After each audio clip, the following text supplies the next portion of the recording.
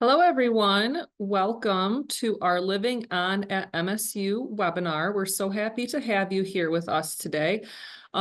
This is going to be a little different than our assignments webinar that we've done. It's a little more formal. We pack a lot of information at you and take a few questions at the end. What we found is we really want to share some information of kind of the in-between. So we want to talk about what it's like to live on, answer some of those common questions about how to prepare to move to campus.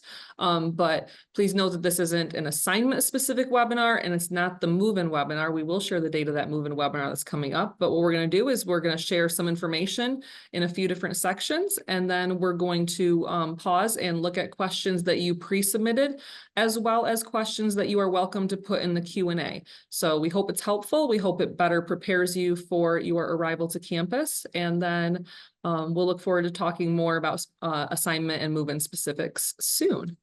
So I'm going to kick things off. I'm going to kick it over to Katie on our team, who's going to talk about our first topic.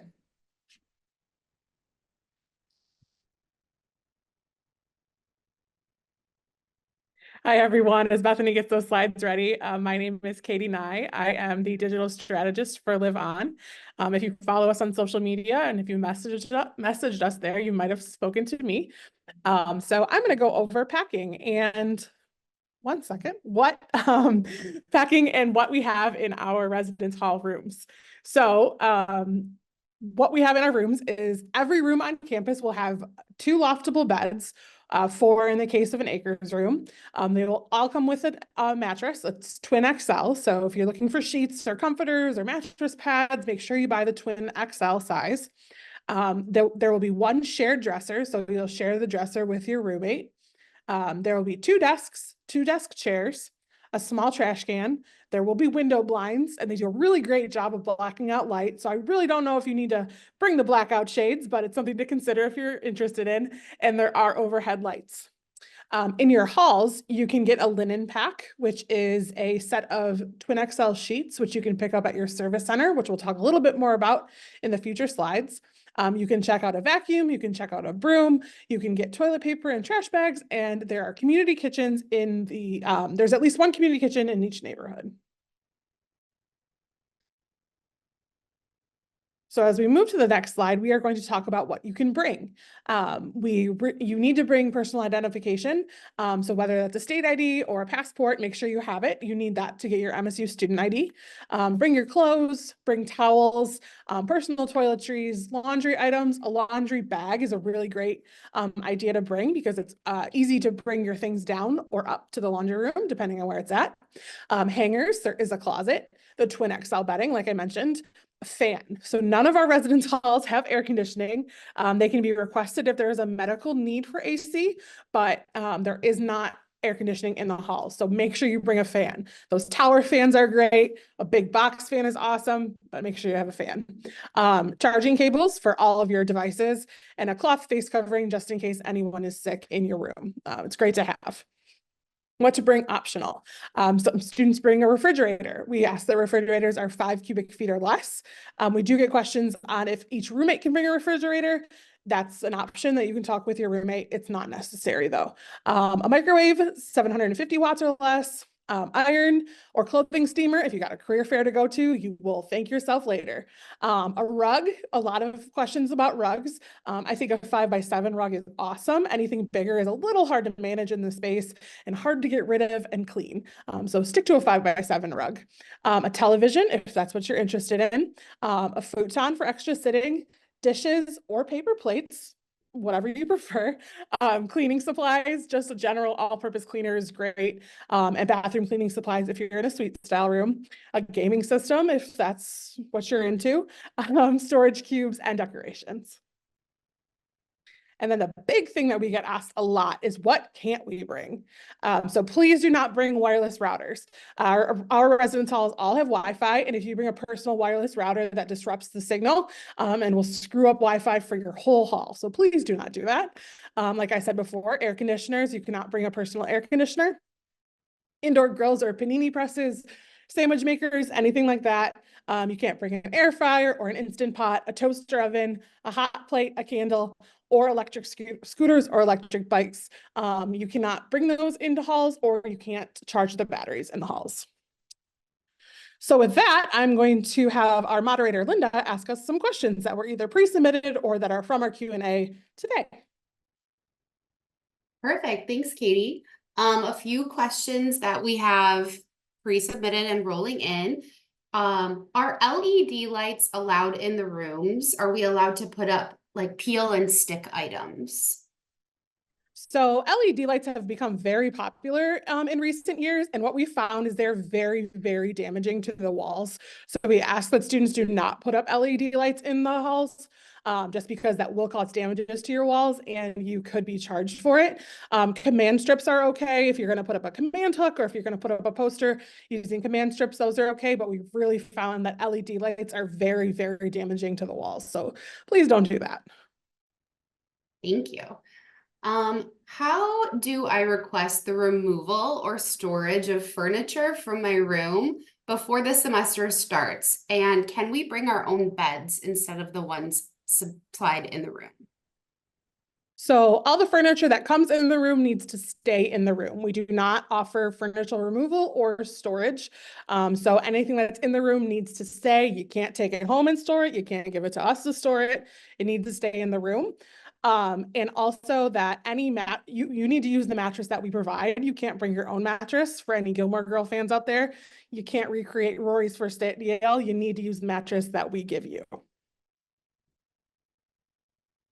This one is kind of in reference to the screen that we're looking at right now. So it says not to bring candles, but can we bring candles for decoration if we're not planning to light them? Yes, but please do not light them. Okay, and another one similar to, we see a lot of kind of cookery on this slide and the slide before, but are blenders allowed? I would have to check the handbook. Bethany, do you know if blenders are allowed? I can't say I don't think so off the top of my head. I can't say. If you want to message us on Instagram, I'll look it up later for you and let you know. I think I can't say. I'm sorry. It's all right. Better to be safe than sorry. So yeah, if that was your question or you have that question moving forward, go ahead and direct message Live on our Instagram. And then a lot of questions too, just about beds. So how are the beds set up? Can we loft our beds? What is the whole bed situation? Yeah, so like I said, each double room will have two beds. One bed will be lofted, which is about 5 feet in the air, and one bed will be trundled, which is about 3 feet in the air. Every double room will be set up this way. Acres, which is a quad, will have a little different setup. They'll have 3 lofted beds and 1 trundled bed. If you want your bed put in a different position, we ask that you submit a maintenance request to do so. And our team will start adjusting beds in September or sooner if possible. But they will start in September. And we ask that you do not adjust beds yourself. How do I know where to go to submit that maintenance request? Yeah, great question. So you can submit a maintenance request at liveon.msu.edu and it's in the drop-down menu. Just click submit a maintenance request and we will get it. That's helpful to know for anything that goes wrong in your room. You can submit a maintenance request for if you need a light bulb change, if the heat's not working, if your lock's not working, something like that. You can just submit a maintenance request and our team will take care of it for you. Perfect. And I think just 2 more questions and then we can move on to the next section. You mentioned having a small refrigerator. Is that one per room or per person? Typically it's 1 per room. Some students like to have their own. It's kind of a conversation you can have with your roommate, but we recommend 1 per room. Perfect. And then the information we're seeing on the screen about what to pack, what not to pack, where will that information be for when we are packing? Like, where can I find that after today? Yep, our website, liveon.msu.edu, is a great source for all of this. This is all taken right from our website under the move-in page. It will also be sent home to you in our move-in guide in August. So be sure to check your mail for that as well. Great, super helpful. I think those are the majority of our general packing questions. So I think we're ready to move on to the next topic. Great. I'll turn it back over to Bethany.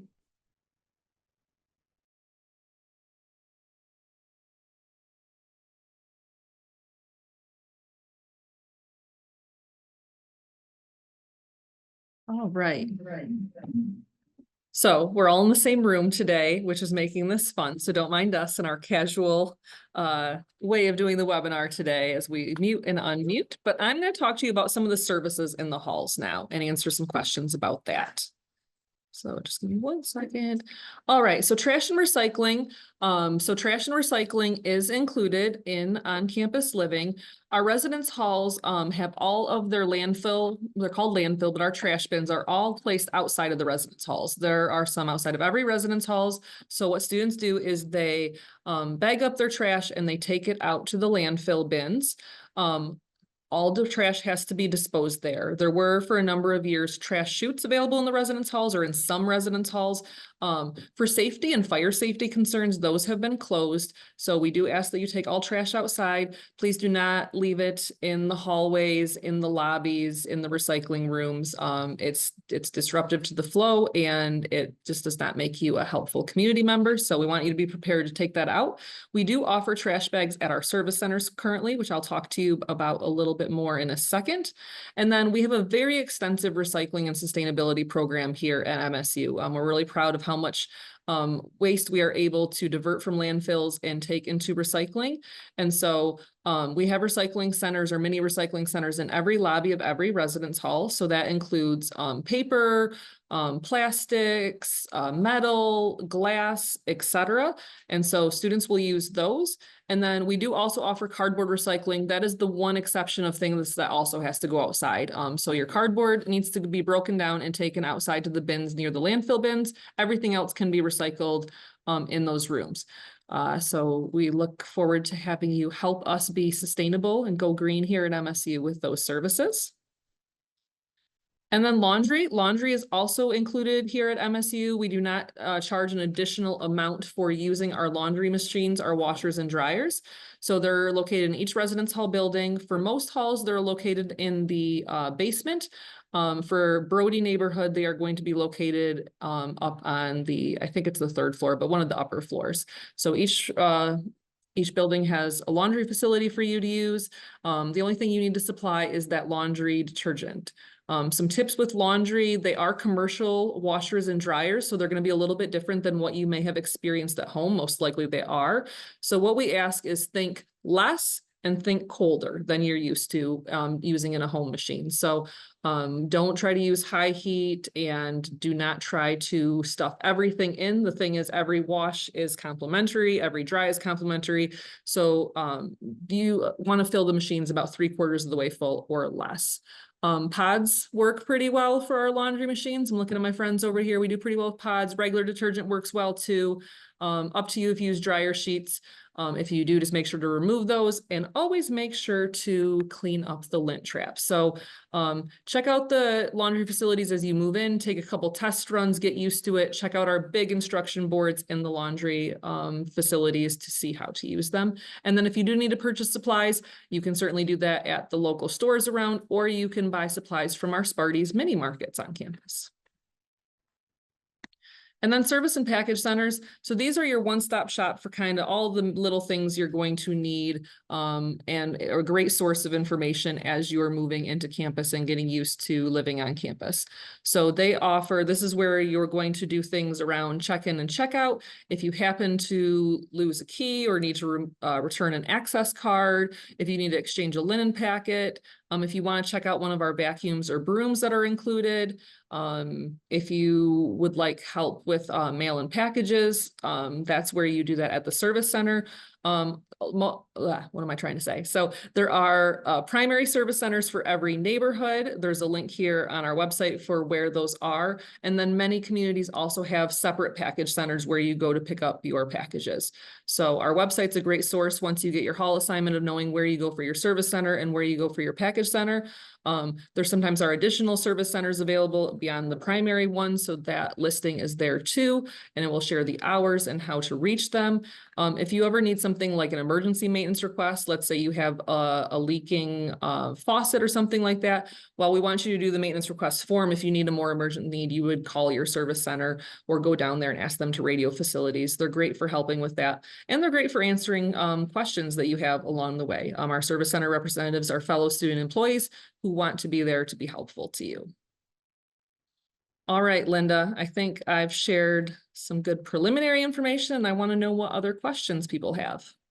Yeah, not too many questions about this particular topic, but perhaps if you could just reiterate where in the building trash and laundry are typically located in the residence halls.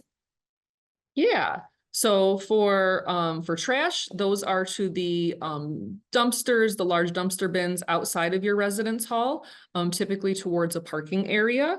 And then laundry is almost always in the basement. Brody neighborhoods are exception where the laundry facilities are on one of the upper floors. And then the recycling centers are in the lobby areas of most buildings. Great. And then just to clarify or reiterate, the laundry services are free for residents, correct? Correct. It is part of your housing cost. So there's no additional cost. You just have to supply the detergent you need. Perfect. Well, those are the only questions that I have seen come through or were submitted ahead of time. So I think we're ready for the next topic. Perfect. All right. I'm going to go mute so Amanda can talk to us. Hi friends, I'm Amanda, happy to be here, and I'm going to be talking to you a little bit about transportation to start.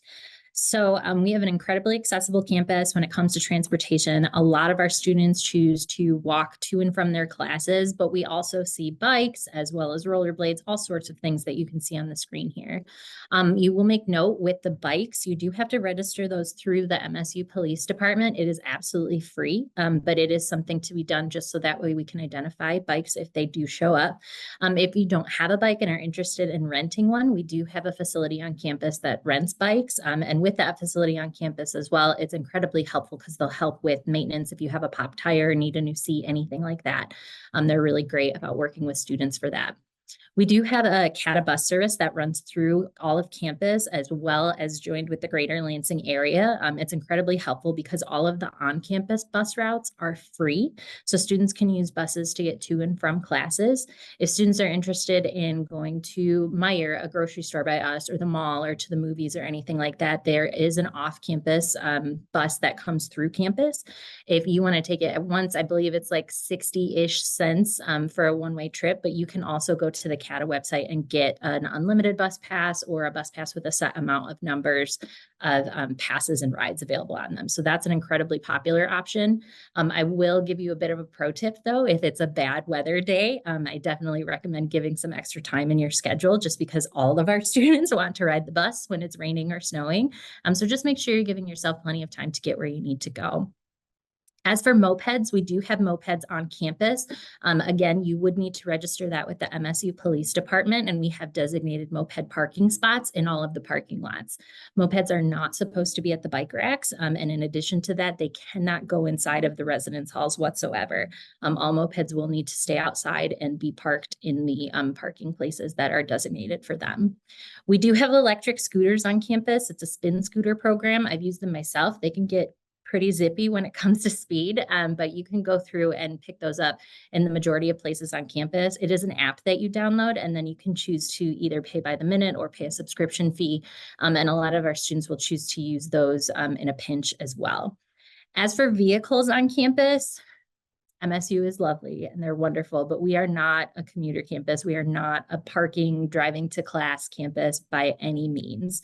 Our first year students are not allowed to have vehicles on campus. Generally speaking, students purchase permits starting at 28 credits and above. So that tends to be second year status or above.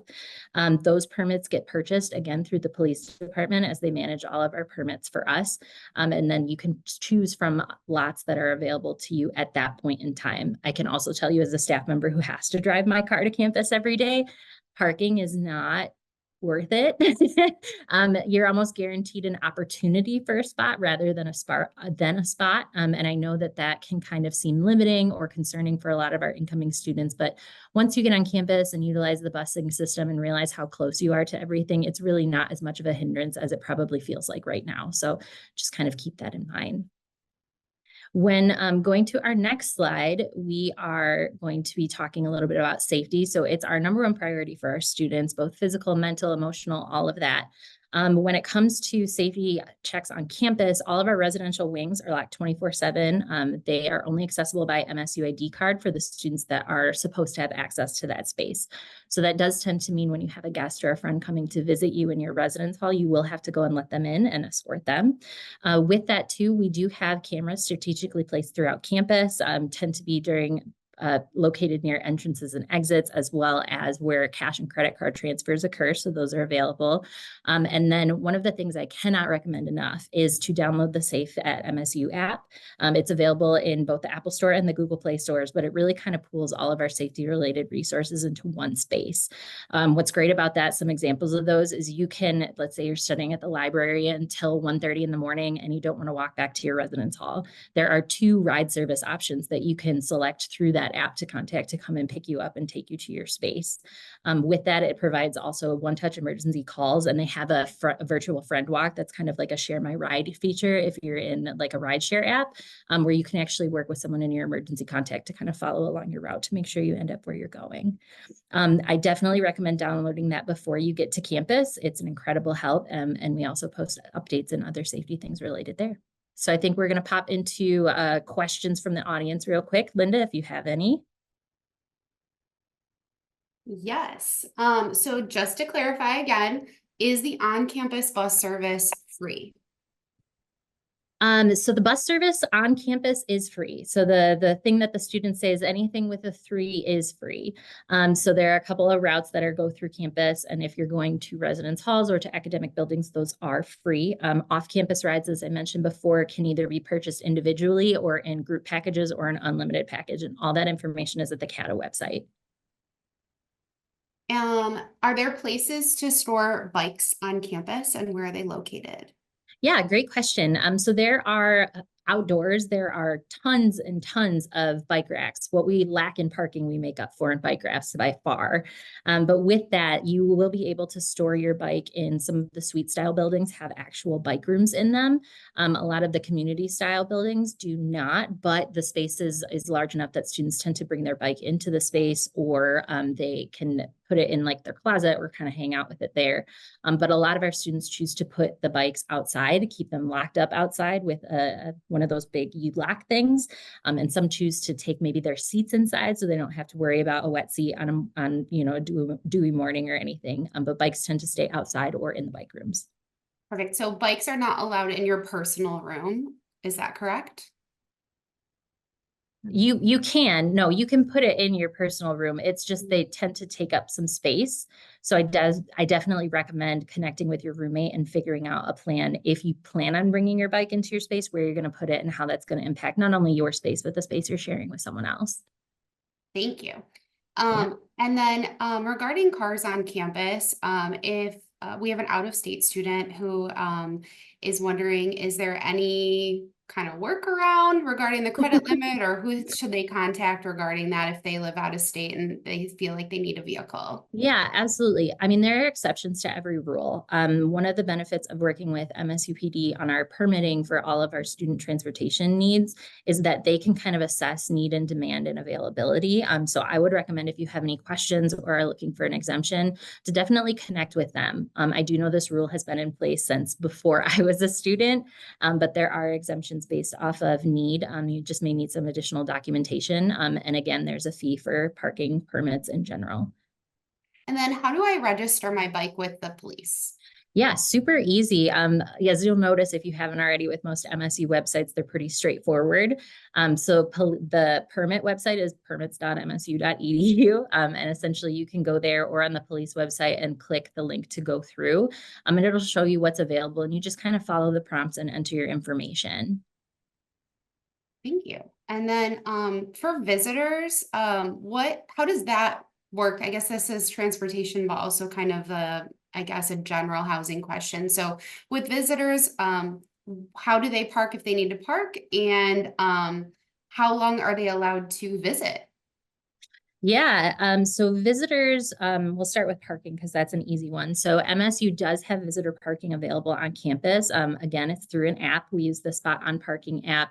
There are a couple of terminals in places as well. So make sure that you're either using the app or using the terminal, but you can pay by the hour for those spaces to be used throughout campus. The city of East Lansing has an ordinance that unless you have a permit, you are not allowed to park in any of the spaces between 2 a.m. and 6 a.m.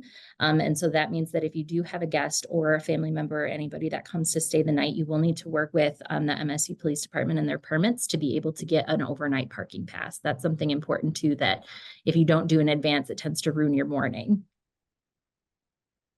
Absolutely. If you are living in an on-campus apartment, what are the parking options or the car vehicle options for those spaces rather than a residence hall? Yeah, so our on-campus apartments, they tend to hold our upperclassmen, so third years and beyond, just due to availability and sign up. They have more parking options available directly outside of the spaces, but again, there is a fee associated with that. So I do know a lot of our students choose not to have a vehicle, even if they're eligible. And the students that choose to have a vehicle, they tend to have spaces, if not directly outside of their space, in the commuter lot, which tends to be a little bit off campus, but it's a little bit more affordable. And the free bus service runs to and from the commuter lot for those that park their vehicles there. Great. And I just have two more questions in this Great. category. How frequently do the CATA buses come through campus? Is it a long wait time? What can I expect to use the bus? Yeah, great question. So with any need-based service, the demand can sometimes impact the availability and the timeliness on that. I will say that all of the routes on campus, the longest in between buses that's posted is usually 20 minutes, 25 minutes. With that, there are multiple buses running multiple routes, and they tend to be fairly consistent. It's just on days that the system might get overloaded or there's a rainstorm in and everybody's trying to like get on the bus, right? That tends to get a little bit longer. What's great about that though is we do have, again, another app with CATA, and you can actually follow along and see where the buses are at. So that way you're not standing outside and waiting for a bus that's 10, 15 minutes away, right? You can see when it's getting close and then head out to the bus stop. So that's incredibly helpful too, again, for planning your day and your class schedule, but they tend to come pretty frequently and you can usually bet on getting onto the bus when you need to. Great. Last question for this section. Are there any rules against skateboards on campus? Not inside. Please, very similar to at home, do not bring your skateboard inside and do not try and do sick tricks on our awesome staircases. That is not something that we encourage nor appreciate.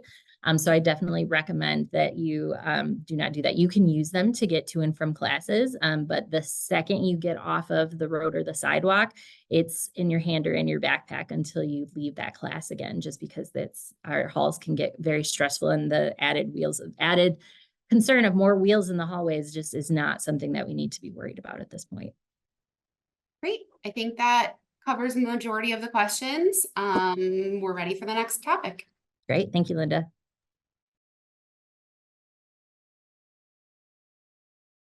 All right, so I am back with everyone's favorite topic, food. Our culinary program here, the brand is called Eat at State. So no matter where you live, work, or study, there's always a residential dining option nearby. Every neighborhood has a dining hall, along with a few other options, which I'll get into. We get a lot of questions about our incoming student dining plan. All incoming students will have an unlimited dining plan, but there are 3 levels of that plan. So your silver level is just your base level. You just have the unlimited dining plan. Your gold level will have a certain amount of Spartan cash, which I'll explain in a minute, and a certain amount of guest passes. And then the platinum level will have a little bit more of guest passes and a little bit more Spartan cash. So those are the differences between the meal plans, but we want to be clear that all students that are living on campus will have the unlimited dining plan. So you can visit those dining halls as many times as you want. So with that plan, you have access to the all you care to eat dining halls, the grab and go locations on campus, 12 combo exchanges, which I'm going to explain next, and mobile ordering, which is a relatively new feature, but it's really awesome for students who are on the go and have limited time in between things they need to do. So combo exchange, what does that mean? It's something that once you know, and if you don't know, you don't know. So a combo exchange, you have 12, each student has 12 of them per week. And it's a way that you can get meals from places like Starbucks, Panera, Pan Express, Fuji-san, Woody's Oasis, and Subway, along with our convenience stores, which are called our Sparties stores. So what does it mean? A combo exchange at a convenience store is a little different than Starbucks or Panera, but at our convenience stores, you can go in and you can grab a meal to go. So you can grab a drink, a side, and then a main. So if you wanted it for breakfast, you can go and you can grab milk, cereal, and an apple, and that will count as one of your combo exchanges. So you don't have to pay any money for that. It just is deducted off your plan. At Starbucks, you can grab a coffee and one of their bakery items. At Panera, it's a salad and a drink. They have all different options, but you have 12 of them to use per week, and they will roll over, or they don't roll over. You just get 12 new ones the following week. So visit the Eat at State website and they'll go over it a little bit more, but make sure you use your combos when you come to campus.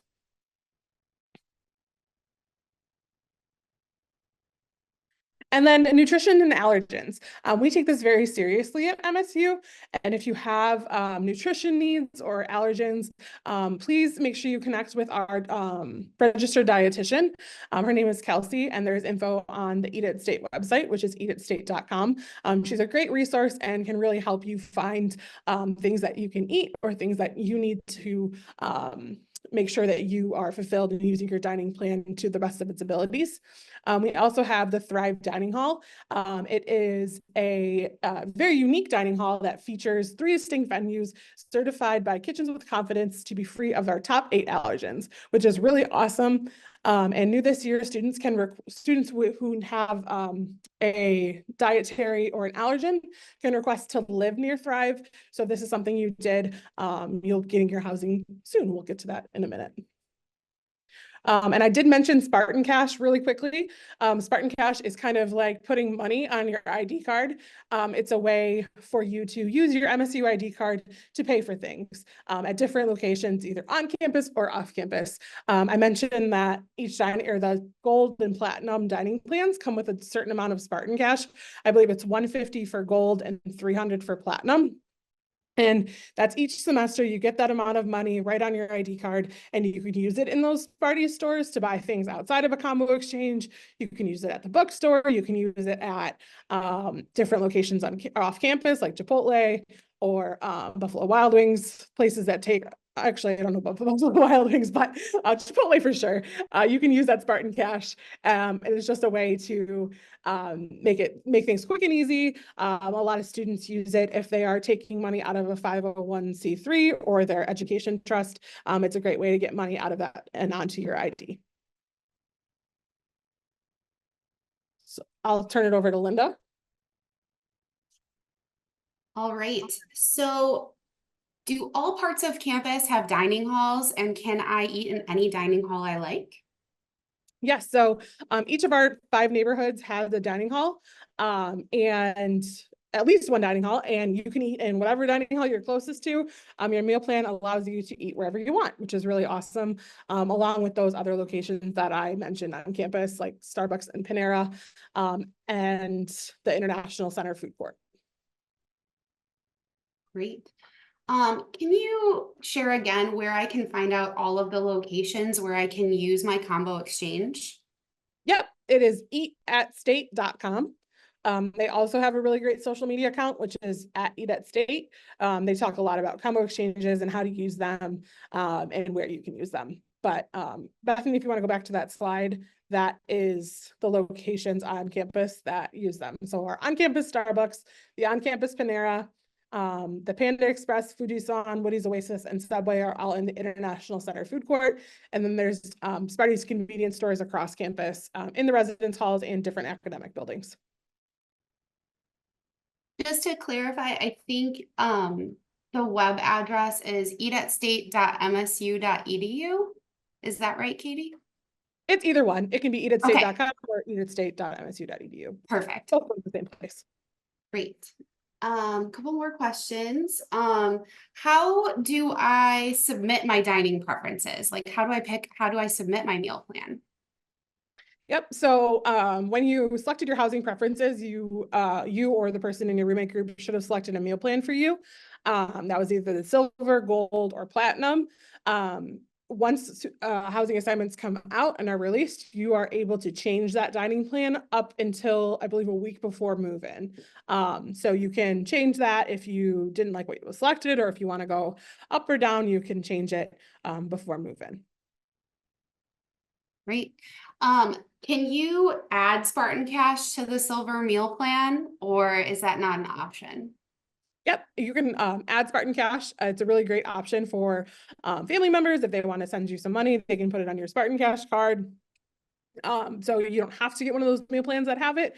You can go to spartancash.com. I believe that is that website. And you can have, you can put money on your card that way.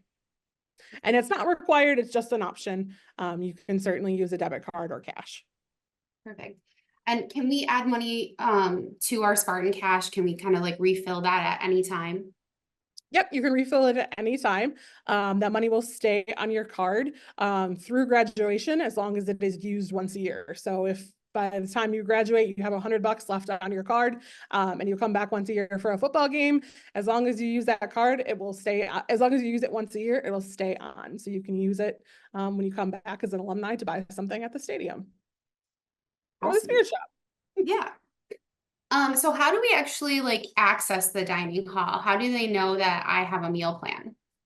It's all on your ID. So your MSU ID is your ticket to everything on campus. So like Bethany mentioned before, and Amanda mentioned in the safety section, that it is your ticket to get into your residence hall. It's your ticket to get into the dining halls. Some classes require it for participation. Make sure you need your MSU ID. This is also a great time to say, if you're close to the East Lansing area, you can visit campus this summer and get your picture taken on campus and get your ID printed, or you can pre-submit your photo. I believe all incoming students were emailed information about that by the MSU ID office, so you can submit your photo and get your ID pre-printed. We really ask that at move-in you have your MSU ID for check-in. It will make things so much easier for you and our team. Absolutely. That idea is everything. Can you carry out food from a dining hall? No, you can't carry out food, but there are options to use your combo to get a takeout box. So you can get the takeout box as a combo exchange and grab food and then leave, or there's the grab and go options, but you can't take out extra food. And is there a way to order ahead? And does the payment for that just come off of my meal plan? Yep, that's the mobile ordering option, which is really great. And it's a new option, and it's something that you can use at the grab and go locations, or some of the different dining halls will have that too, and it will be deducted off of your balance on your meal plan account. Perfect. And I think just one more at this time is, what is the availability for vegan and or vegetarian food options? Each dining hall will have a vegan and a vegetarian option, and you can check out those menus online at eatatstate.com. They will have different things at different places, but then Thrive, the dining hall in Owen, also has options. What I think is really great about our culinary program is it's run here at MSU. So we have a lot of really great programs and options like the vegetarian and vegan options, but also we'll have dining related to different religious holidays that have a food component. Our culinary team takes great pride in making sure that those students have something to eat. They also partner really well with different health and food classes at MSU, and they'll throw theme dinners. So whether it's their vegan options or if it's something that you need for a religious practice, our culinary team is here to support you. The registered dietitian, Kelsey, is a really great place to start if you're having trouble with your vegan or vegetarian options, or finding things that that you want to eat. Sorry. No, that's okay. I'm actually going to take this moment, since we were talking about the student IDs quite a bit, to just ask a couple questions about that, if that's okay right now. Sure. So, the question is regarding the ID photos and that those can be emailed in. Can IDs be mailed to students prior to check-in to make that process easier, or must they be picked up on campus? Unfortunately, they do have to be picked up on campus. We can't mail them out. So if you do submit your photo via email and you can't get to campus prior to move-in, on move-in day, you can pick your ID up if your photo has been approved, and the ID office will tell you if your photo has been approved. You can pick up that pre-printed ID from the STEM building. We really, really want you to strive to pick that ID up before checking in, if to do your best to do that. If your photo is not taken, if you don't submit it prior, or if it's not approved, you can go to the ID office and get your ID photo taken and your ID printed, and that's in the International Center.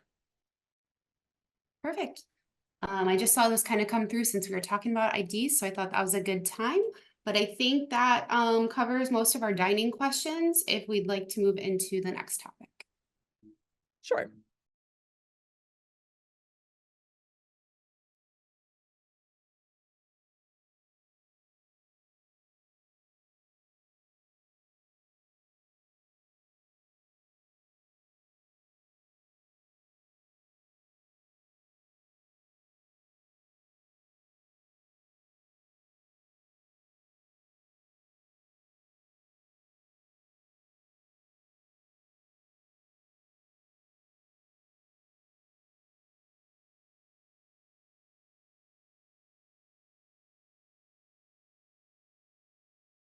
Sorry to interrupt, Bethany. I don't know if it's just me, but I cannot hear you. And so I didn't want you to carry on if that was a bigger problem than than just me. Can you hear me now? Yes, yes, welcome back. Okay, still good? Yes, you're still good. Perfect. All right. Well, let me reset that. I'm sorry about that. Okay, so for move-in information, I mentioned at the beginning of this webinar that we are going to have a much more extensive move-in webinar coming up.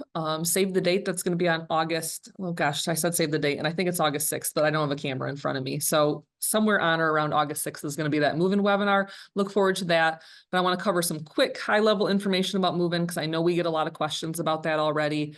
So to recap the dates, our international students will move in on August 17th and 18th as they arrive early for their International Student Welcome event and program. Our incoming students will select a move-in day on either August 20th or 21st as new student orientation and fall welcome begin the evening of August 21st.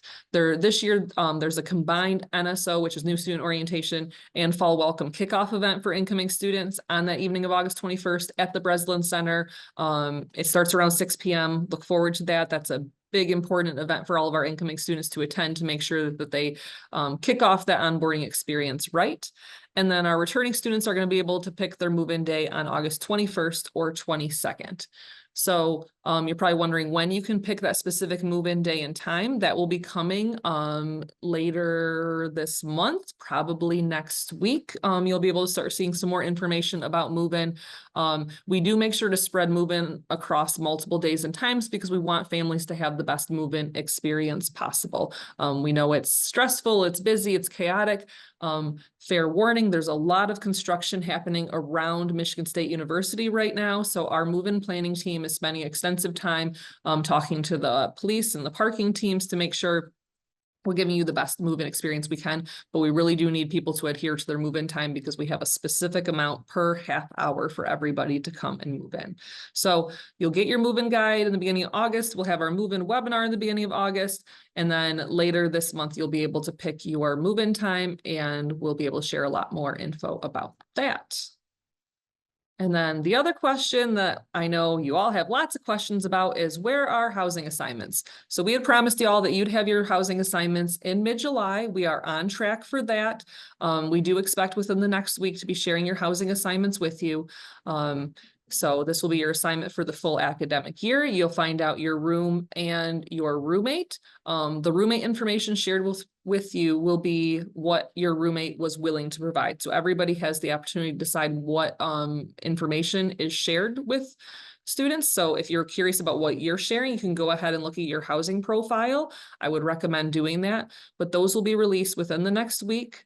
As a reminder, housing assignments were made in a specific way. There was a hierarchy that we've shared with you. We're actually going to be sending all students an email this evening, or I think it's going to be going out pretty soon here, that kind of goes over that housing hierarchy one more time to prepare you for assignments. So if you pick something like gender inclusive housing or substance-free housing, know that that was our first priority, was to accommodate those requests. In addition to, if you're in a living learning community, you're going to be living in that community. We were able to accommodate all mutually requested roommate groups that didn't have some other hierarchy issues. So if you had your roommate group, know that as long as you all had the same preferences, you're going to be living together. We did pretty well on bathroom requests. So our team is just fine tuning, double checking, cross checking to make sure those assignments are ready, but they should be here soon. Another thing you've heard us share off and on in the last year about transitional housing. As a reminder, that is when an additional student is assigned to a room on a temporary basis.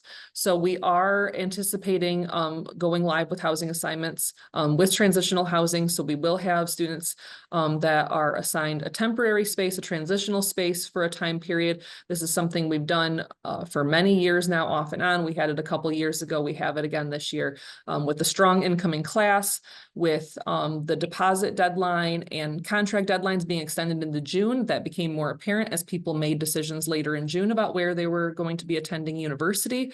And then it's also important to remember that we do have one residence hall offline. So we will have some students that will have the transitional assignments. They will be in an overassigned room. This is on a temporary basis. Our team works really hard to work with students to make sure that any student that has decided they're not coming to MSU, that we cancel them out of the system quickly and can place people into standard assignments. We will break down a lot of transitional room assignments before move-in, and then there will be some that we will have to break down after move-in. When we had this in 2022, we were able to break down all transitional room assignments for students that wanted to move out to a standard assignment. We were able to do all of those by October. So we'll have more information about that as assignments are released. If you are assigned a transitional room, you will get a specific communication about that after assignments are released. So there'll be more to come on that, and our team will be happy to answer questions when we get further into that. And then if you had a roommate group of 3 or 4 and you were looking at having a suite style and you're hoping to have certain people in certain rooms, if you're hoping to get a suite, no, we always have a suite mate swap form available. So if we didn't get the roommates quite right, but your group of 4 is going to be in Hubbard and you were supposed to live with someone and they were supposed to live with someone, we will have a swap form available after assignments are released. We typically open that up a business day or 2 later. We want to make sure we get through the initial assignments and then we open that up. All this is going to be in My Housing. My Housing is an important tool for you to use to get your information, to make sure that, like I said, your profile is set up correctly and you have your room and roommate information available to you as well. So that's what I can share about housing assignments now. More to come. You'll be getting a lot more communication from us once those go live. And so I'm going to see we're going to be here for about 10 more minutes. I want to see what questions about moving and assignments at a high level that we can answer today. Absolutely. So obviously there are a lot of questions. One is about shipping items prior to move-in, like larger items like futons, refrigerators, microwaves. What is the timeline or process for shipping items to campus? Yeah. We started allowing shipping items ahead of move-in a few years ago, and it's worked pretty well. A couple notes about it. August 12th, I'm pretty sure I'll have to confirm. No, it's August 12th is going to be the first date that we're going to have items that can be accepted. So please be careful with that if you're going to be shipping items that they can't arrive on the 11th. So give yourself some buffer time, but we will begin accepting packages on August 12th for students. That's when the room assignments are a little more settled, et cetera, and we have service centers ready to accept those packages. We do allow larger items to be shipped. What we will say is that our package centers get pretty busy on move-in days. So if there's something that you really want as soon as you arrive, we would recommend, if you're able to bring it yourself in your vehicle, that would be our suggestion. But you are welcome to ship items if you're out of state. That may be an easier option. We totally understand that, or an international student. And then the other thing I'll say is while, you know, our team strives to have a very efficient, smooth package process, and work closely with our carriers, we would recommend not shipping items that are of high value to you, just because of the way the world of mail and packages works. Thank you. How am I to get in contact with my roommate if I am receiving a random roommate assignment? Yeah, so in your My Housing account, you will see the contact information that they have chosen to share. Almost everybody has their MSU email published. Students are able to add a phone number there too. If they don't have a phone number there, that means they have chosen not to share their phone number. I know some students will go and look for their roommates on social media, which we understand and are okay with. We just caution, one, there may be many people that have that same name, so it may not be the easiest to find them on social media. And also, something we'll share when we share roommate assignments, but pro tip, don't completely decide how you feel about your roommate based on their social media account alone. It is not usually the full picture of them. And so we recommend, you know, contacting them via email and the other opportunities they give you to contact them and start to build that connection. Absolutely. Similarly, will we know who our suite mates are beforehand, not just roommates? It's only the roommate information that we post. If you are in an ACRES quad, you will see all 3 or 4 of your roommates that way. But otherwise, you will meet your suite mates at move-in. Some students try to sleuth it. They try to figure out through some really old floor plans who their suite mates might be. I'll just share our floor plans sometimes change, our room numbers change, so caution yourself with that. Typically, you're meeting your suite mates once you arrive. Great. Can any incoming students move in early? So typically incoming students are not moving in early unless they're part of a program that is accepting them early. So Honors College is a common one that has a, I don't know how they do it, but they have a determined way of having a early arrival program. And so some students move in early for that. So if there's a program and our partner is offering programming for those students moving in early, we work with those programs to offer that. So all the communication about those early arrivals come directly from the program. So some students will, but most students will move in the 20th and 21st. We really want to make sure students have a great onboarding experience. So we don't want to have a bunch of people arrive before we have the programming ready for them. And then I do know that if anybody that will move in a transitional housing assignment, they will be offered an early move-in time. So more information will be coming about that. And then typically we don't offer this to our incoming students, but I will share that sometimes our students share a need that they really would like to move in early. And we do have a welcome team that's typically more for returning students. But we understand sometimes students want to take advantage of this if they're incoming. So our welcome team moves in on Sunday, and then they go through training on Monday, and they actually help assist with the move-in process Tuesday through Thursday. So we'll be sharing some more information about that. So the form will be available to incoming students, but just know it's mostly returning students that take advantage of that program. Great. Are there any designated times or events to visit campus or the residence halls prior to move-in? That's a great question. I might need to phone a friend because typically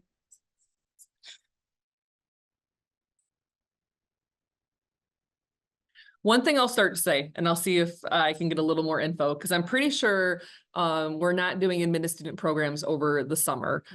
So couple things. We have our 360 room views. We've worked with current residents who have offered the rooms, particularly if they're really excited about how they've worked with their space. And we share some really cool virtual tours, virtual room views of how to see the spaces. I can share, we definitely do not do drop in, visit the halls and try to see your room options. That is something that we cannot offer for many reasons, for safety reasons. We are typically still doing a lot of room prep, flipping rooms, getting rooms repaired. We might be doing, for example, a lighting project where we have completely closed hallways. Our staff is very busy this month and next month making sure the rooms are ready for you. We also have some summer conferences that happen in many of our halls. So if they're not being prepped for move-in, they're being used for summer housing for conference guests. So we are not able to allow you to come in to see the room. It's for your safety, for our staff's safety, for the community's safety. So I'm pretty sure the best thing to do is the virtual room views for right now. And then we look forward to having you when you get here. Perfect. So I know we've talked a lot about your student ID and how that is like your access point to a lot. To my actual room, do I use my student ID or do I use the physical key? Great question. So you need both to move around the building. So you're going to need your ID to get into the living wing. Those are locked 24/7. And then for your actual room, you use a physical room key. And an important fun fact I forgot to mention when we were doing mail and packages, mailboxes are typically close to your service center and you open your mailbox with your room key. So if you're wondering how to get into your mailbox once you get here, it's your room key. Perfect. A couple questions about mail and packages and things like that. So I'm going to try to combine this into one question. So packages and mail are accessed by the service centers, correct? Correct. Each community is a little bit different. So either you'll go to a particular service center for your packages or it'll be a designated package center. And how are packages secured to avoid theft? That's a great question. So our packages are held in different spaces behind the service center, behind locked buildings. What we do is when packages come in, our service center representatives scan those in, they assign them to a specific resident. They notify you when your package is ready for pickup. So that's a really good point. Sometimes it's particularly with a vendor like Amazon. So if you're ordering something via Amazon, you may get a notification that's delivered and you're probably wondering if you can immediately go down to the service center to go pick that up. You do need to wait for our team to notify you that the package is ready because we do want to scan it and make sure we have accountability that we received it. And then we make sure we get it to you and you bring your ID down to actually pick up your package. Are we able to change our residence hall assignment? That's a great question. We are going to have a very full occupancy, and even in any year, we really don't offer just simple room-to-room assignments. We're always pretty full, and so students will not be able to change their room assignment. The one thing we have is that if you were doing a suite, a roommate group of 3 people, and we mixed up who was supposed to be in which room, we do have a suite mate swap form. Otherwise, no room changes until it's typically 2 weeks after move-in, after we do occupancy verification. We may be able to open up that form, but I also know we're going to have a very full year, and I think room changes in general are going to be super limited. Are any residence halls specifically first-year residence halls? There are a few. Most of them are a good mix of first and second year and returning students. So there are some completely first year halls. Acres and Hubbard are completely first year halls. So that's where we do a lot of our Spartan Compass first year experience programming. Wilson Hall is completely first year engineering students. Other than that, we have a good amount of first and second year students in each hall. Perfect. And I know we're just at about time, and I'm sorry that we didn't get to everyone's questions either live or in the chat. Hopefully this is helpful. But I guess just one more question is, when should we expect to have all of the details about housing, and when should we also receive all information about the move-in process? It's a great question. Happy to wrap it up there. So within a week, and definitely by the end of next week, we will have all the housing assignment information out for students. It will be in their My Housing accounts, and we will email. And then we send move-in information typically a couple days after assignments are released. So I would also expect by late next week, everybody will have all of their move-in information about how to select their time. And then early August is when you're going to get some additional details from us about how the process will work. We'll keep updating our move-in webpage with where check-in locations are, the steps students take. So really keep watching your email and your mail for more move-in information throughout the next month. Great. Well, that takes us just a minute over time. So thank you to everyone for this information and answering questions. Again, to all of our participants, the Live On website is going to be your best place to explore more questions and answers, you can always contact us through our social media channels as well, but definitely explore the Live On website. There is just so much information there, as well as information coming home to you prior to move in. And we look forward to seeing you this fall. Thank you. Thanks, Linda. And thanks so much for everybody being here. And we hope this was helpful to you.